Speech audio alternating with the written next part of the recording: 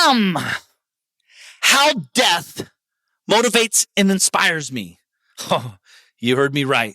So with that said, let's get started. I'm more Kevin's DM. I'm more Kevin's DM. I'm here to help and teach him what I know and how I did it. To discover freedom. There ain't no question more Kevin's when he step in the door. He's closing deals. Time to tell him what the DM stand for. I'm a deal maker. But I'm not just a deal maker. I'm a dream maker. Hey there, it's your boy Mark Evans, DM, coming to you from Parkland, Florida. I'm still here, getting ready to head back up to Ohio in about a month and a half, but I'm super excited to talk to you guys today as the shows are going crazy, and I want to say thank you for that, because you guys are sharing it. Your 5-star ratings over on, what is it, not Amazon. Oh, your 5-star ratings over there on Apple are huge, guys. It helps us out a ton, gets more visibility and all that. But again, thank you guys so much for just spreading the word and sharing about the DM. As you guys know, it's so much more than just one message. We're talking about, we're evolving together. And I always think that's pretty amazing. I don't know about you, but I think about this often about how my best friends today are people I've met at mastermind groups, different events, different situations, and they've become best friends because we've evolved together. And unfortunately, with family members, oftentimes we actually go the opposite way. We actually fall apart from each other because they've settled. They've just, they're like accepted life of how it should be or how it, or how it is. It is what it is. And if you're like me, which you are, if you're listening to the show, life is not settling and life's not stopping. And that's what today's show topic's about, is something very special, I think. I've been wondering, my wife always says I'm kind of morbid and I say crazy stuff sometimes, but, the truth is, for me, death, the thought of death actually motivates the shit out of me. I don't know if it motivates you, but let me just share you kind of my thoughts as to why it motivates me and kind of where I'm coming from, my angle. And I've seen a lot of entrepreneurs like fear, everyone talks about fear, but fear could drive you or hold you back. For me, fear actually drives me. If I'm getting ready to go on stage next month in front of a huge crowd, I'm scared, but it's pushing me to be better. I'm afraid to die, but it's pushing me to get out of my comfort zone. And for some reason, we've grown up thinking that the world looks a certain way. Like our teachers, the news, the people, everyone that we've really cared about, our parents probably and our grandparents, etc., have told us that you retire at, it's usually 65 or 72, right? Or I don't even know what it is. Whatever they say. And I've always thought, what the hell? Who wants to bust their ass to maybe live that long? And secondly, talk about the ultimate, you're assuming there's a lot of assumptions going on that you could even walk, that you'll even be here at that age. And when Dina and I was 27 years old, Dina and I started traveling around the country. We actually started traveling. We went down to South Florida, and then we went to Barcelona, et cetera. But we did a 7-year trip. Literally for 7 years, we were traveling all around the country and the world. I had a house. We had no house for a couple years during this time, but then we had this big house in Georgia and all this cool stuff. And, one thing I noticed is that we were traveling all over the world. We could be in Santorini, Greece. We could be in Paris. We could be in Bora Bora, wherever. And I would be so sad to see an older lady pushing her older husband in a wheelchair thinking, dude, this is what they were sold. This is the bill of goods that not only were they sold it, they actually fucking bought it. Because we had talked to these people. I really was genuinely like, hey, what's going on? Oh, yeah, we're from Alabama. And, we saved up our whole life to be able to take this trip to Paris. And I'm like, holy shit. Is this what life's about? So I was on the right track. And again, oftentimes when you're on the right track, there's very few people on the track, as crazy as that sounds. It was not, people thought we were crazy. How the hell can you leave and not be, but what about your car? What about your house? What about all these things? And I'm like, well, what about if we fucking live? What about if we have fun? What about if we experience new cultures? What if we again, let me step back for a second, because in October 8th, my grandmother passed away. Death, i.e. death. She died, right? It was a huge pivotal moment in my life. I've talked about this many times, but I'll say it here for you if you guys are new. She was like the rock of the family, the Evans family. She was tough as nails. I was her favorite, sometimes second favorite, depending on how much trouble I was getting into. But at the end of the day, she was an amazing person. She was hilarious. Like, I got to hang out with her. I spent a lot of time with my grandparents. And she passed away 2 weeks prior to that. She went to a doctor for basic checkup, and they're like, oh, you have stage 4, blah, blah, blah, cancer, XYZ. You have 2 weeks max to live. And she lived 2 weeks. And thank God we did it at her house. She passed away there. But I was able to do a couple things. I'd like to share this with you. And it could be something maybe you're experiencing or have experienced or will experience. One amazing gift about death, and this sounds weird. Again, this is my weird thought process. I was actually very thankful that I was able to tell my grandmother goodbye. Thankful. So like, it wasn't like she was walking down the street and just died, because I couldn't tell her what she meant to me. But I realized we had a short window of time to create a message to her and to sit there with her and let her know. And that's what I did. I recorded. This is old school, where the record tape decks. I wrote down what I wanted to share with her. And I recorded it in voice, because there's no way in hell I could ever talk to her out loud like this, because it's very emotional. Just talking about it here gets me choked up. And this is years ago. This is 2005. But it was a very amazing moment, because I recorded it, and I was bawling, crying, recording it, record, pause, to get the message out. But what I did is, she's laying in her bed. It's me and her by ourselves. Everyone's outside. And I think I had 15, 20 minutes. I was able to push play and just hold her hand and talk and listen. We cried the whole time, but we connected again. It was amazing. So I don't see it as a bad thing. I see it as a good thing. Like, I was told that she's dying. By the way, FYI, we're all dying. And that moment, I had a realization. I walked out of the house, and I was like, first of all, you feel like, like whatever. But I just felt really happy. I was able to do that moment. Because everyone else in that family, maybe they did or didn't. I don't know. We've never even talked about it, actually. But did they say their goodbyes? Did they talk to them one-on-one? Did they tell them what they meant? Everyone deals with stuff differently. But this, to me, was a pivotal moment in my life, because I was a crazy workaholic. Like, if you think you work, I was working like 16, 18 hours a day, 7 days a week, never took a day off, never went on a vacation. I never did anything. I literally worked. And I'm not complaining, because I loved it. I loved every second of it. I was hiring people. I was firing people. I was on job sites. I was calling. I would do anything. Put me to work. But that moment, I was with my girlfriend, now my wife, Dina. I told her what was going on. Kind of, she saw obviously how impactful it was. And she's like, hey, let's take a 1-month vacation to Florida. And I was like, you're out of your mind, but I have to do something different. See, I don't know about you, but I have to do something different to shock my system, to have me doing different things. So I committed immediately. I was like, I'm in. And I'm like, oh shit, I have no clue what I'm going to do it.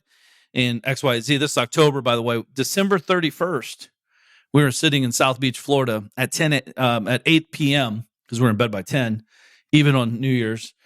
But I was sure in hell was sleeping, woke up the next day on the beautiful ocean, 16th floor, overlooking South Beach, and it was awesome. And I'm not saying I wasn't scared and all that, but death made me do it. Death not forced me, but jolted me to do it. And it made me understand that we're capable of so much more. Because if I'd have just stayed in Ohio, one, I'd have made money and all this stuff, which is cool. But I'm pretty sure I would not be where I'm at today in my life. I'm here in Parkland, Florida, bouncing back and forth to Ohio. And that's what set off, by the way, a 7-year stint of traveling all over the world, pretty much almost all the states. I think 7 or 8 states we haven't went to, not because we don't like them, it's just because it wasn't in the plans, but all over the world. It was wild. So death is actually a big motivator for me in many different ways. Another thing, I saw my grandfather pass away in front of me, and I was, again, like literally pass away in front of me. And it was an amazing experience because I could sit there. I was with my cousins and it was a small group of people there, and we were able to like just celebrate his life and just be thankful that he wasn't suffering anymore. Because for 8 years, he had Alzheimer's, Parkinson's, and all that. He was kind of just laying there all day. And so I was like, man, I'm just so thankful that he went peaceful. And you see what I'm saying? So death motivates me. Death drives me. I have 2 little kids. We could get a call today. Hopefully not. Hopefully, heavens forbid. But it could happen, and it happens every day to people. But we could get a call that says, hey, your kid is sick, or your kid didn't make it for whatever reason. And every day is cherished. Every day, sometimes I want to strangle them, right? But yet, at the end of the day, I'm very thankful and grateful that I've built a life, the deal maker style life, or dream maker, if you will, life where I can do what I want, when I want, how I want, with whom I want. And death has driven me to do that because I'm more afraid of my children dying than I am making money. Making money's easy. Making money is everywhere. Money's everywhere. I have people reach out to me all the time like, dude, I wish I could stay home with my kids. Well, why can't you? Who told you you have to go to a fucking job every single day? Hopefully you like it, but most people don't. But who told you have to do that? Have you ever thought it looks different? Have you ever tried to paint a different picture? See, the problem is when you're trying to put a piece of puzzle together and you see what the picture looks like, it becomes easier. The problem is the world's built this puzzle piece in front of you, the board, and you're trying to put the puzzle piece together how they see it, not how you see it. But the problem is you're still trying to plug in that puzzle and create this puzzle that someone else has created. Have you ever asked why they've created it this way? Yesterday, I was hanging out at the pool. We have a community pool here. It was crazy at the house. We have people all over the place. So I was like, hey, let's go to the community pool. Haven't been there for a while. Sometimes, on the weekends, this place is like a club. It's packed with kids and adults hanging out, drinking, whatever. But I went up there. It's a huge pool, and it's 2:30 in the afternoon, and literally not one single person's there except me and my son, Mark. And we're sitting there hanging out, and I'm like, bud, do you wish daddy was at work or hanging out with you right now? He's going to say, with me. That's what he did say. So I think about that, and I'm like, dude, people are so worried about this fucking LeBron James, whatever clown he is. They know more about his stupid shit, how dumb he is, and all this, his stats and all this stuff. And this guy's literally trying to hurt people. Literally. If you don't think he is, unsubscribe from me. I'm not your guy to follow. He's a bad dude. His agenda's wrong at a massive level. But death to me motivates me. I know I'll be 43 in June 19th. I know I'm going to die. I'm very clear with that. My thoughts in my head think, how am I going to die? When am I going to die? My goal is to die old but functional. I want to have my brains and I want to have my movement. Even though I can barely move today, my knee's messed up, but that's what I want. That's what drives me. That's the goal. Will it happen? To be determined. But if it doesn't, death has also motivated me to be smart about it. What does that mean? Well, I have wills. I have an execution plan. I'm a sick guy like this. I buy my in-laws and my parents for a Christmas gift a will. I hired my lawyer to create a will for them. I don't want their fucking money. I don't need their money. I want them to have the peace of mind knowing that when they do pass, not if, but when they do pass, things are executed as they want them executed. Has nothing to do with me, has nothing to do with their other kids, has nothing to do with anybody but them. It's an amazing gift. It's like $1,000 or something. I don't remember what I paid them, but whatever it is, it's worth it because it takes that one piece that most people avoid like the plague. Because holy shit, if I write the will out, I'm actually going to die.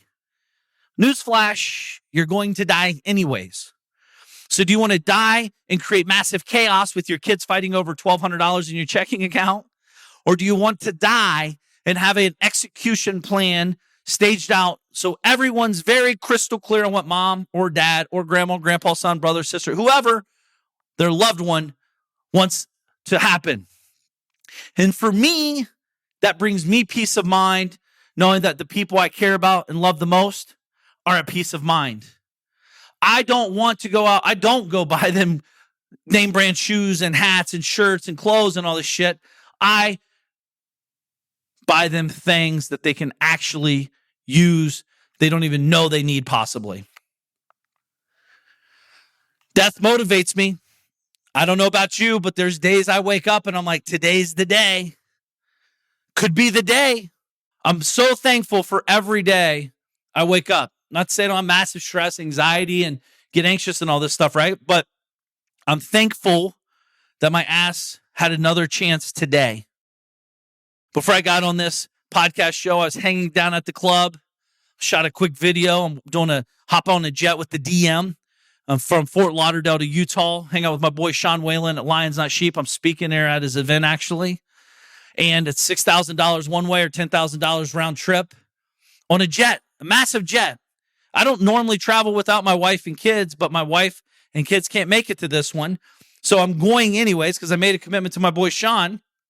So instead of me flying on a big old jet by myself, how do I turn it into an opportunity for all of us to connect and grow and learn? So you plop in 10 amazing guys crushing business and wanting to go to new levels, and you put them in the air 40,000 feet with a cocktail waitress, serving drinks and food and hanging out, great quality conversations, 100% focused. Truth is, we all could get on that jet and die as well.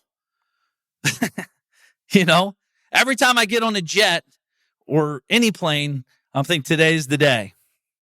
And I do think about that. But it doesn't stop me. See, death does not scare me. It motivates me. It's the end for all. There's no other way out.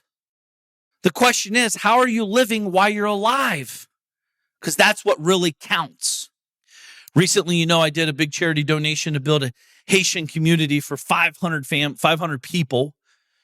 And me and the DM guys would come together and put this money together. And, it's almost $300,000. And I cut the biggest portion, which I'm totally cool with. But why did I do it? Well, one, I want to help people. And two, I want to leave a legacy. So when I'm dead, my legacy still carries on. I'm going to die. I'm motivated. It was scary to write the check, but it's scarier knowing that if I don't write the check, I can't leave the legacy I'm building behind for the future, for my kids, for my grandkids, for my great-grandkids, and so on. Death motivates me. It's the future death. We're all doing it. I'm not here forever. It definitely makes you super conscious of being present with your kids and your family and your business activities, right? Because you definitely, you gotta kind of, weigh these out. Not every day. I don't believe in balance. You know that. I've talked about that many times. But at the end of the day, for you and I, we have to understand that we're all on different journeys. And what motivates you, what drives you. This is thought auditing, by the way. How this come about, death motivates me and inspires me, is through thought auditing. In a quirky way, it gets me excited. Why? Because it creates massive anxiety, by the way. Because, dude, today, I could get in the car and be gone today. You just never know. Another thing I do, because I do know we're not going to be here forever, I shoot lots of videos. This is why I write books, by the way. This is why I write books as well. I write books to carry on my words the way I think and my thought process. I don't care if one person ever fucking bought the books. Thank God they do, and appreciate that because it keeps me writing them. And I'd probably still write them, but just it'd be in a different format. Because writing a book is grueling. It's a process. It is not fun. It takes time, a lot of time. And I don't make a penny from it. All that money goes to charity. Again, not complaining, just sharing. But I write these books for my children. Dad was the magician, not the mule. Me economy. Man, check this out. See, I want my kids to see what I'm up to. I want my kids to push beyond my legacy. I don't need to give them a handout. I'm giving them a hand up every day by them hearing my words, being around this every day, 24/7. It's normal to them. See, how I grew up, normal to me was wake up at 4-something a.m., eat breakfast real quick, Pop-Tarts typically, jump in the car, drive over to the babysitter, get dropped off. Mom and Dad had to be at work at 6, and then watch Woody the Woodpecker cartoons, Bugs Bunny, etc. And then, go to school, sit down, shut up, raise your hand if you need to go to the bathroom. This is the way the world is. It's the way it always will be, and it's the way it's going to be forever kind of thing. And I'm like, no, it's not. I was That kid, by the way. I'm like, this doesn't make sense. Explain. And then you get in trouble. But anyways, get home 3 o'clock at the babysitter's. My mom and dad picks us up 5 and repeat process. My kids don't see that. My kids see dad wake up early. I'm up way before everybody, 4:44 at the latest, pretty much 7 days a week. It's a habit.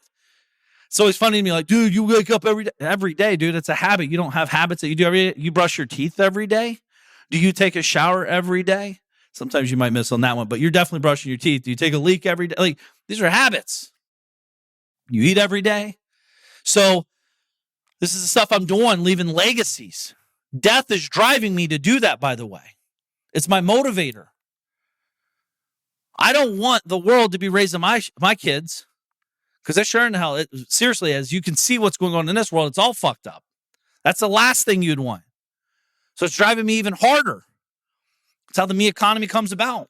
That'll be coming out May 20th to 24th, somewhere around there. I'm excited to launch that book with you guys and share that, because I think the message will hit home at many levels, many levels. It's not just about business, about life, about connection, about results. But there's a thing I do with videos with my family as well. Hire someone and a videographer. And if you have a limited budget, just shoot it with your iPhone. But just shoot a video and ask your parents questions one-on-one. They could be sitting side by side. And it could be questions like, Mom and Dad, how did you meet? Mom and Dad, what did you do for a living? What do you do for a living? Mom and Dad, what's the funnest vacation you've ever went on? Mom and Dad, what was I like as a kid? Mom and Dad, how was I as I started getting older? What did you see? You ask them these questions, and what's cool about it, you're video documenting for your grandkids and your kids and beyond. We live in a technology age where you can literally document this shit, ask some questions, shoot a video, and store it, and it could carry on forever. You ever watch those VHS tapes when your grandma, grandpa, great-grandparents or whatever were on them, and you like stop, rewind, play? How did grandma move? How did grandpa talk? Did he smoke his pipe or did he smoke a cigarette? What was he doing? What did he really say? What's he wearing? Oh my gosh, look at his hair. Stuff like that. Well, this is a cool way to capture it in a very cool environment by just sitting there talking to the camera. Truth is, we did this with my parents. I've done this with my parents and in-laws, but with my parents, we shot the video and my dad actually got emotional. It wasn't like, Dad, you're dying, this is your final words. It was really like he realized what it's for. And to me, Dad, you're going to die. I can't even be in the room. I actually had a video guy record, ask the questions, because I couldn't even do it because I'd get too emotional as well. And then I just asked the questions, and he did a layover of my questions to my parents. Hey, Dad, blah, blah, blah, boom. And then he answers. So there's a lot of ways to skin the cat, if you will. But these are things you don't want to leave undone. These are things I've never met someone that said, man, I should have waited longer to do that. Have you? Too many opportunities to connect. And again, for me, death is what drives me to do things that I normally wouldn't do. I'm scared, just like you. But fear doesn't stop me. It drives me. I'm scared. I'm scared of heights. What do? Go to Malaysia or Malaysia. If you live there, you know what I mean. It's a different name there. Go there. Get in the Petronas Towers. It's very high up there. Your palms are. I'm drenched, and I can't even get off the elevator barely. But I do it, and I move on. I didn't die. I jumped out of an airplane 10,000 feet, parachute. I didn't die. I've flown many times, haven't died. But there will be a time, hopefully it's peaceful, and, I have just ideally I die in my sleep at a ripe old age of 150, and everyone's around me, and I've just got done hanging out with my wife and my kids and grandkids and great-grandkids, and we just had a blast, and I'm the coolest person in the world. That's like ideal, right? Typically doesn't happen in an ideal manner. So what drives me is knowing that I'm going to die. What drives me is knowing that our loved ones are going to die as well. Some great people die way sooner than they should, and some dipshits die. You almost seem like they never die. But one thing I can tell you is if you're aware of death, every day is a new day. When you fear, when you're looking at death, you stop worrying about your past mistakes. You stop like, I'm not saying not acknowledge them, but like, I can't move forward in my life if I'm holding back on all my past mistakes. I mess up every day. Your failures, your losses, your mistakes, whatever. I still talk to people in 2021 and people are like, dude, man, last crash really wiped me out. I was like, yo, dickhead, you realize that was 2008, 13 fucking years. Do you understand it's 13 years later? Can you come up with a different excuse of why you haven't done something with your life to this point? And the truth is, they're carrying all this baggage, excess baggage of the past. See, when the future, like death, is real, it doesn't seem real because it's not on your thought process every day. I'm not waking up saying, man, I hope I die today. But I'm very conscious of it. It could be a thing. I'm very blessed. Gratitude changes the attitude. You're having a shitty day. I can promise you 150,000 people had a way shittier day. That's how many people die every day. 150,000 people or so. It's a bad day. Unfortunately, you have no more days after that bad day. Today we can have a bad day and we wake up tomorrow. Well, it's a new day. What you do with it is up to you. How are you using death? How are you using the situation? Is death driving you? Like, hunker down. Like I said, you're afraid to make that offer maybe on a business or on a real estate deal. Well, what if they make fun of me? What if they do that? Dude, you're worried about what your neighbor thinks when you pull up in the brand new Ferrari. Who gives a fuck what they think? Well, man, you don't understand my employees. I don't give two shits what my employees think.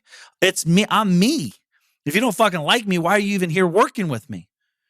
It's all about reframing. We've talked about this on many podcast shows, but you got to reframe that conversation to yourself.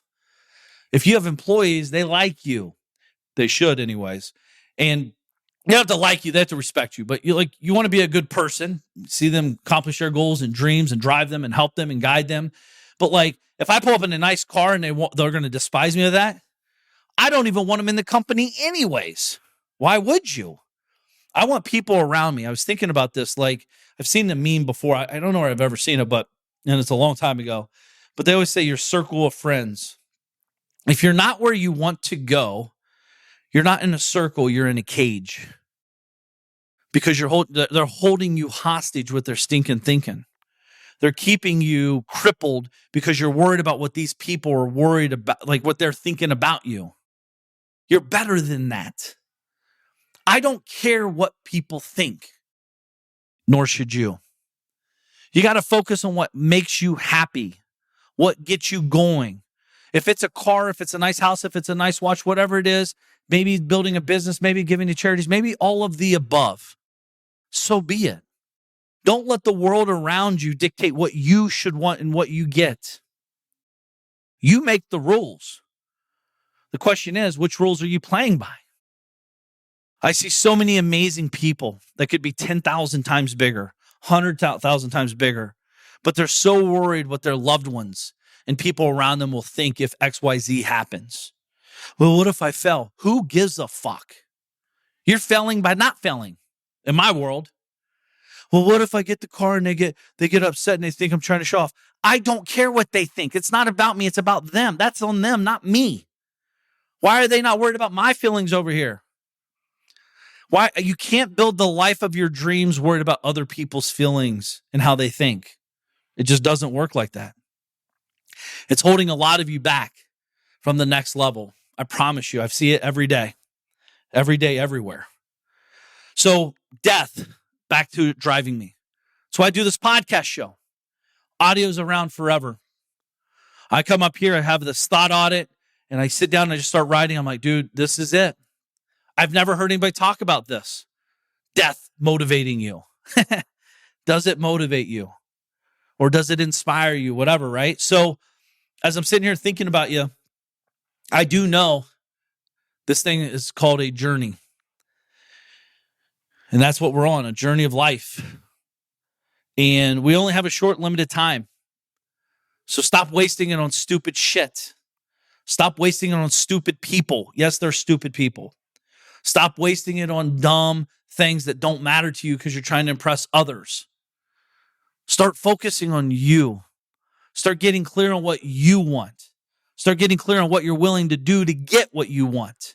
I'm not saying this stuff comes easy. I'm not saying it comes, without doing anything. You have to bust your ass. But I can tell you this. Death is near for all. Some sooner than later. And heavens forbid, I hope we all have an amazing, I hope we all have amazing lives and our kids are healthy and our families are healthy and everything's perfect and peachy. It's just not called life. That's not the way it works. How we deal with it, what we take from it, what we learn from it, and what we do with it. You have to step your game up. You have to get that brain right. And that's why you're here, because you're working on it. And I respect that and I appreciate that, because I'm doing the same shit every day beside you. Every single day, 7 days a week, 365 days a year, 366 on leap year. But I can tell you this, it's go time. It's your time. It's now. Because tomorrow is not a guarantee in any way, shape, or form. And a lot of people may be asking, Mark, I don't know if it's already sold out or not, but if you are ever interested in doing something high level with me, like on the yacht or on the jet, you should definitely get over and Instagram me at Mark Evans DM, at Mark Evans DM. Instagram me and let's see if we can connect. Shoot me a message. Say, yo, man, I heard you on the podcast show. It's fire. Just joking. But hit me up. Let me know you're interested in high level experiences. They're usually $5,000 to $10,000. The experiences, I don't do them often, but I do them once in a while. And they're memorable. More importantly, they're very profitable. And the connections you will meet, you'll build so many amazing relationships that will be off the hook with people that are investing in themselves. And that's a huge thing. So hit me up at Mark Evans DM. I appreciate you guys being here. I hope this vulnerable post and message to you resonates and you can pull positivity from it, because there's nothing negative with me sharing this. I hope you understand, I'm not negative on death. I'm very positive. I'm very bullish, if you will, on death of what it is, because it could be so much worse. I mean, there's so many other things. I just hope it's all peaceful. I want you guys to go out there and crush it. Thinking about you, if this message inspired you and touched you and helped you in any way, please share the post.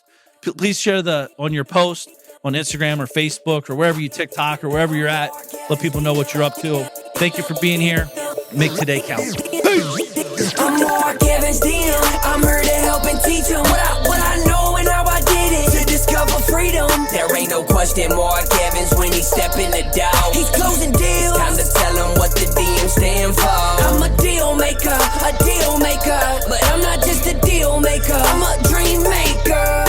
The journey's where it's at. It's all about the process. It's time to get over to the DM project. From a small town in Ohio, so I know how it is. And I come from a lot of money. I remember as a kid, wanted to make 100 racks. Didn't see no one making more than that. Graduated high school with a 1.8. They should've held me back. I hope my principals and teachers are alive just to witness this. I'm my own boss. I'm out here running 2-8-figure businesses. I can walk away from it all and I'll be good, but I've been called to help people just like y'all learn the game. It's time to ball. Everybody chasing the money, but I'm not chasing the money. I'm out here chasing the purpose, yo. I've been working my whole life. What got us where we at isn't gonna get us where we wanna go. So it's time to push, time to learn, time to grow. I'm Mark Evans DM. I'm here to help and teach them what I know and how I did it to discover freedom. There ain't no question Mark Evans when he step in the door. He's closing deals. Time to tell him what the DM stand for. I'm a deal maker,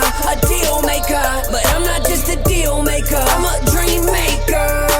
The journey's where it's at. It's all about the process. It's time to get over to the DM project. I'm Mark Evans DM. Deal maker, deal maker, deal maker,